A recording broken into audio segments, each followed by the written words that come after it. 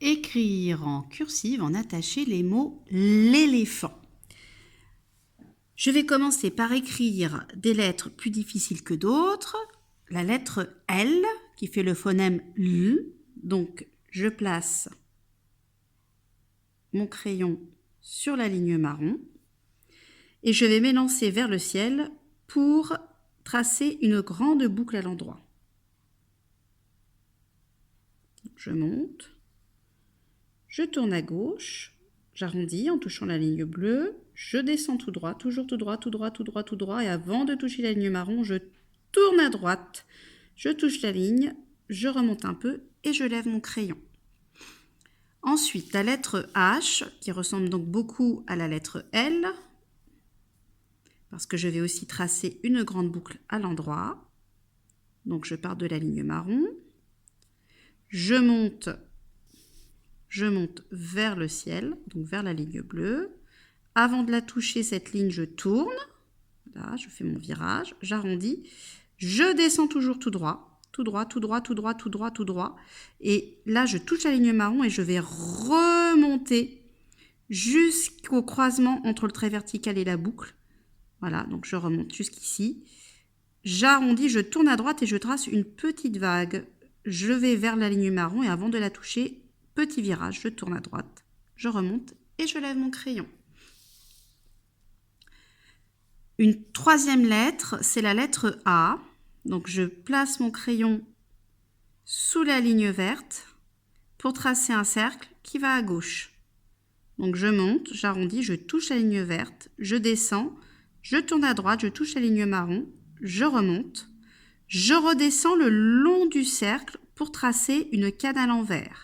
Avant de toucher la ligne marron, je tourne à droite, je lève mon crayon. Je vais maintenant écrire l'éléphant. Alors, on ne peut pas dire le éléphant. On dit l'éléphant, c'est un éléphant. Et le mot outil, c'est le L apostrophe. Donc, je place mon crayon sur la ligne marron. Je monte vers la ligne bleue, je tourne à gauche, arrondis, je descends toujours tout droit. Et avant de toucher la ligne marron, je tourne à droite, j'arrondis, je remonte et l'apostrophe, ce sera un petit trait oblique qui monte à droite. Maintenant, le mot éléphant. J'entends « et » au début, donc c'est un « e » accent aigu. Donc je place mon crayon sur la ligne marron. J'ai bien pensé à laisser un espace avec mon index. Je place mon crayon sur la ligne marron, je lève mon index. Et je vais tracer une petite boucle à l'endroit, je monte vers la ligne verte, je tourne à gauche avant de la toucher, j'arrondis, je redescends, je vais vers la ligne marron, je la touche, je lève mon crayon, je trace un petit trait oblique qui monte à droite, c'est l'accent aigu, comme ceci. Ensuite, j'entends L, je vais donc écrire la lettre L, donc je remonte vers la ligne bleue, je tourne à gauche avant de toucher la ligne bleue, donc je la touche, je redescends tout droit. Et avant de toucher la ligne marron, je tourne à droite, je touche la ligne marron. Je remonte et j'entends de nouveau le son E, donc je sais que c'est le E accent aigu qui fait ce son. Donc je remonte vers la ligne verte pour tracer une petite boucle à l'endroit, je tourne à gauche, je vais à droite, je touche la ligne marron. Je retrace mon petit trait oblique pour faire l'accent aigu. Donc, je monte à droite. Éléphant. J'entends le phonème F. Je ne vais pas écrire la lettre F, mais la lettre P suivie de la lettre H qui fait ce son. Donc, je monte à droite jusqu'à la ligne verte et je redescends tout droit. Je touche la ligne rouge. Je lève mon crayon. Je retourne en haut du trait vertical. Je descends un petit peu et je vais tracer une vague.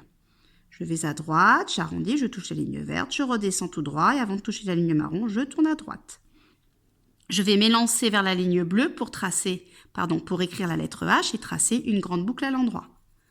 Donc je monte vers la ligne bleue, je tourne à gauche avant de la toucher, je descends tout droit, je touche la ligne marron, je remonte jusqu'au croisement entre la boucle et le trait vertical, je vais à droite pour tracer une petite vague, j'arrondis, petit virage à droite avant de toucher la ligne marron, je remonte un peu, je lève mon crayon, éléphant, j'entends en, à la fin.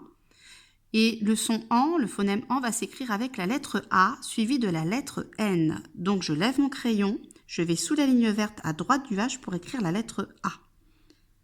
Je vais tracer un cercle qui va à gauche. Donc je monte, je touche la ligne verte, je vais donc à gauche, je touche le H, je tourne à droite, je touche la ligne marron, je remonte, je ferme mon cercle, je redescends à droite le long du cercle pour tracer une canne à l'envers. Avant de toucher la ligne marron, je tourne à droite. Je vais enchaîner avec la lettre N et tracer 2 points à l'endroit. Je remonte, j'arrondis, je tourne à droite, je touche la ligne verte, je descends tout droit, je touche la ligne marron. Je remonte le long du trait vertical, je tourne à droite, j'arrondis, je touche la ligne verte, je descends tout droit. Et ensuite, petit virage à droite, j'arrondis, je touche la ligne marron. Alors le mot éléphant se termine par la lettre T qui est muette. Pour se souvenir qu'il y a un T au bout du mot éléphant, on peut dire ce mot avec le nom féminin, donc le mot fille pour éléphant, qui est éléphante. Donc on entend bien le T dans éléphante. Donc là, je vais écrire la lettre T qui ne fera pas de son. Donc je remonte, comme si je faisais décoller une fusée. Hop, sauf que ma fusée, elle s'arrête au milieu entre la ligne verte et la ligne bleue. Elle redescend tout droit pour faire une grande canne à l'envers. Avant de toucher la ligne marron, je tourne à droite, j'arrondis, je remonte un peu, je lève mon crayon et je trace un petit trait horizontal qui part à droite. Je viens donc d'écrire les mots l'éléphant en attaché.